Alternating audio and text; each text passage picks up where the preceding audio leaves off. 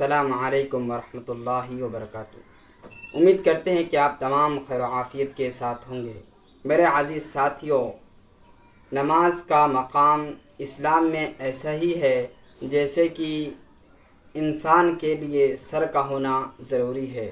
جس کا سر ہی نہ ہوگا اس کے بدن کا کیا کام۔ اور اسی طریقے سے جو نماز کو قائم نہ کرے، جو نماز کو نہ پڑھے، تو اس کا اسلام میں کوئی حصہ نہیں ہے۔ میرے عزیز ساتھیوں، فرض نماز کے بعد سنتوں کا اور اسی طریقے سے نفل پڑھنے کا بہت ہی زیادہ ثواب ہے۔ تہجد کی نماز جو کہ رات کے عشاء کے بعد سے جو ہے اس کا وقت شروع ہو جاتا ہے اور اسی طریقے سے جو ہے صبح صادق تک اس کا وقت رہتا ہے۔ تو میرے عزیز ساتھیوں، تہجد کی نماز جو پڑھے گا وہ دنیا کے اندر کسی کا محتاج نہ ہوگا، اور اسی طریقے سے جب وہ قبر سے اٹھے گا تو اس کا چہرہ جو ہے چمکتا ہوا ہوگا، اور قبر میں اس کے لیے یہ نماز روشنی کا جو ہے کام کرے گی، اور اسی طریقے سے قبر کا جو ہے یہ نماز اس کے لیے چاند ہوگا۔ اور جو تہجد کا اہتمام کرے گا، تہجد کی نماز پڑھنے کا اہتمام کرے گا، تو وہ قیامت کے دن 70 لوگوں کو جو ہے بخشوائے گا۔ ایسے لوگوں کی جو ہے سفارش کرے گا جن کا جہنم میں جانے کا اعلان ہو چکا ہوگا۔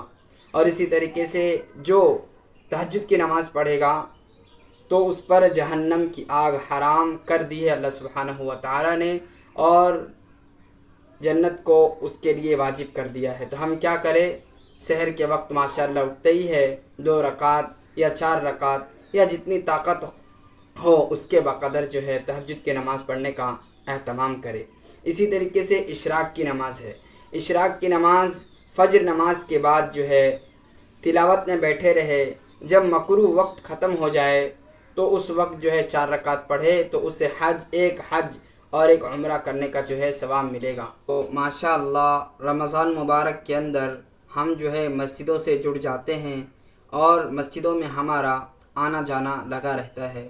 بے شک مسجد جو ہے اللہ سبحانہ و تعالیٰ کا گھر ہے، اور مسجد کو جو آباد کرتے ہیں اللہ سبحانہ و تعالیٰ آنے والی مصیبتوں سے اس کی حفاظت فرماتے ہیں۔ اسی طریقے کا ایک واقعہ ہے کہ ایک حبشن عورت تھی جو کہ مسجد نبوی کے اندر جھاڑو دیا کرتی تھی، ان کا انتقال ہو گیا۔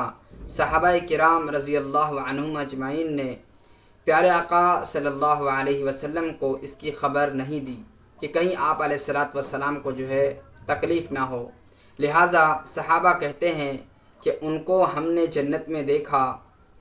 تو جب آپ علیہ الصلاۃ والسلام کو اس کی خبر ملی، صحابہ نے اللہ کے نبی کو جو ہے بتا دیا، تو اللہ کے نبی نے جو ہے جا کر کے ان کے قبر پر نماز پڑھی، اور یہ نماز پڑھنا آپ علیہ الصلاۃ والسلام کے ساتھ خاص ہے۔